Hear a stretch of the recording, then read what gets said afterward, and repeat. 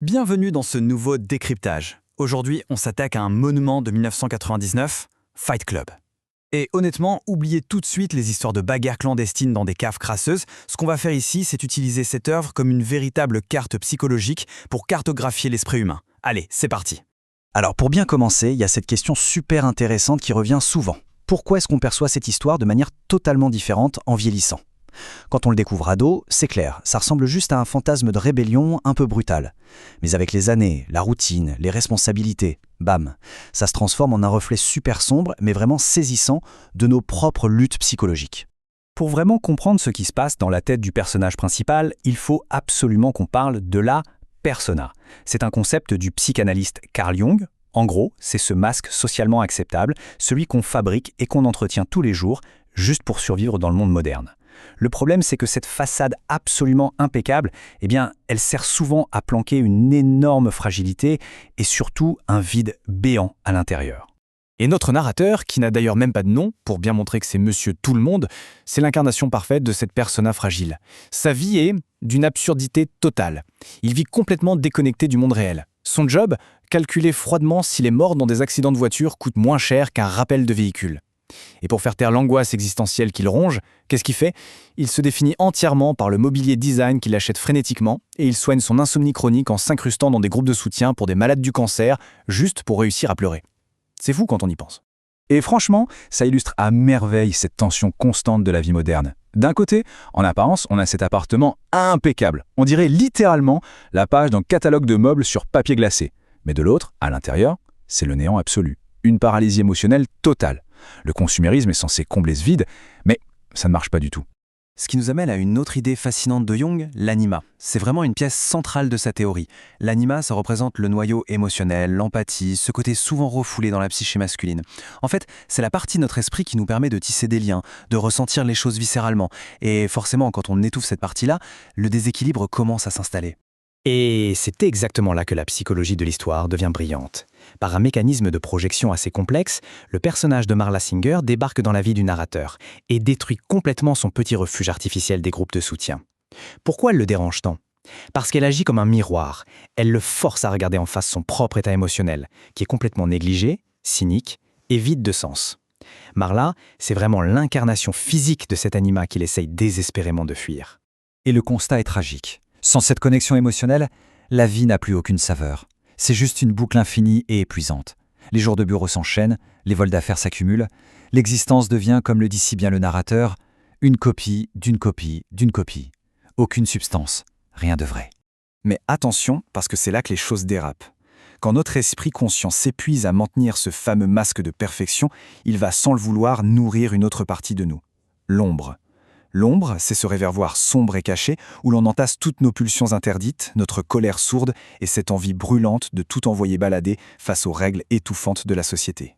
Et voilà, Tyler Jordan. Tyler, c'est la manifestation absolue de cette ombre. Regardez le contraste, il est saisissant. Le narrateur est effacé, soumis, englué dans sa vie de bureau beige et grise. Tyler, lui, c'est l'inverse. Il est ultra charismatique, il brise absolument toutes les règles, il s'habille avec des couleurs criardes, il est l'exact opposé du citoyen modèle et docile que la société attend. Avec lui, on plonge direct dans une philosophie anti-consumériste complètement radicale. Le discours de Tyler, c'est de dire que la liberté, la vraie, elle ne s'obtient qu'en détruisant cette fameuse persona superficielle. Il balance cette phrase coup de poing, les choses que l'on possède finissent par nous posséder. Autrement dit, notre identité ne se trouve certainement pas dans ces objets qu'on accumule pour épater des gens qu'on ne connaît même pas.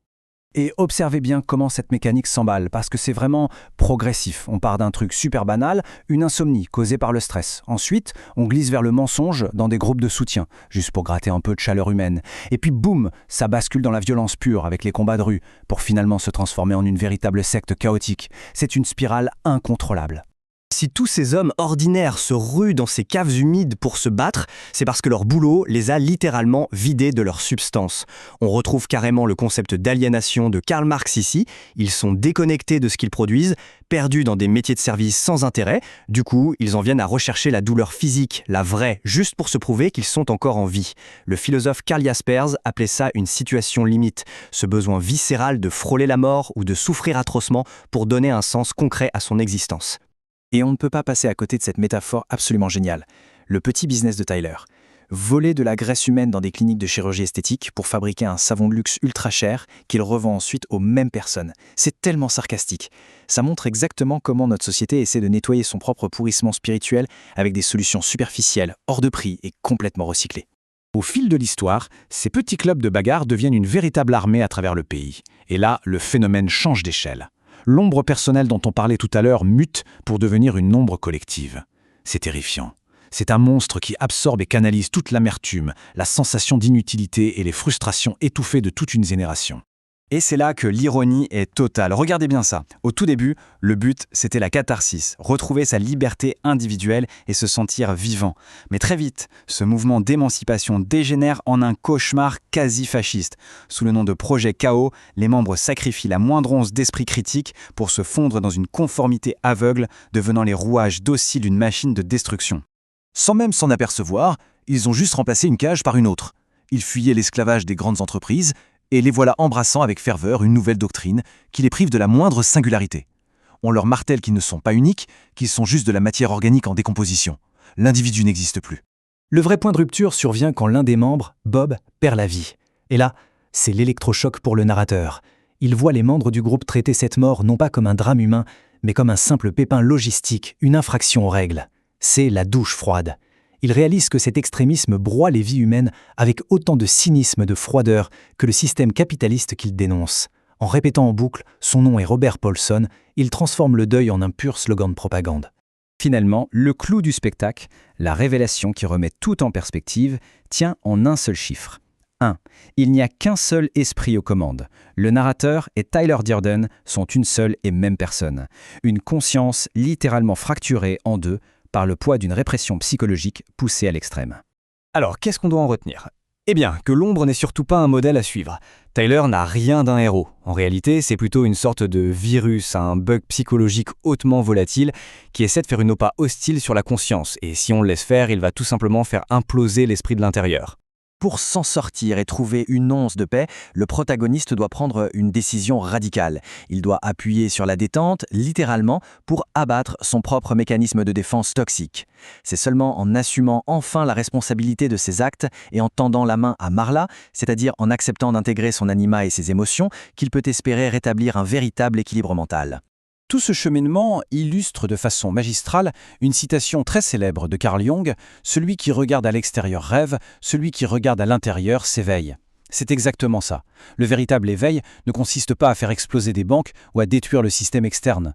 Il demande beaucoup plus de courage, celui de plonger à l'intérieur de soi et d'affronter ses propres démons. Et alors qu'on arrive à la fin de cette exploration, ça nous laisse avec une question assez dérangeante sur notre monde actuel.